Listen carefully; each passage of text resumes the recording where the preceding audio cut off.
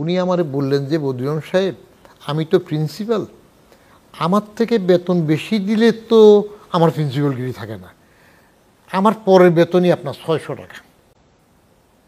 ওই 600 টাকার থেকে যখন 100 টাকা আব্বার জন্য পাঠাইতাম, আমার আব্বাকে আমার জবাব দিতে হইল। পাঠানোর পরে উনি চিঠি লিখলেন, তুমি বেতন কত পাইলা, 100 টাকা আমাকে পাঠাইলা কিভাবে?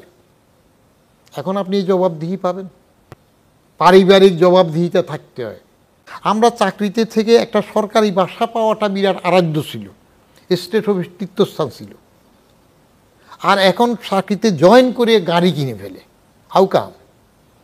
চিন্তা করে ফ্ল্যাট হয়ে যায়। আপনার সমাজ এবং রাষ্ট্র মেনে নিচ্ছে, সব চোর একসাথে কোরাস হয়ে গেছে।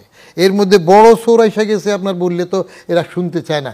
রাজনীতি বড় চুরিতে চলে গেছে, মাস্টার্স অফ দ্য কান্ট্রি, যারা দেশ চালায় তারা যদি চোর না হইতো তাহলে চাকর বাকর চুরি কেমনে করে?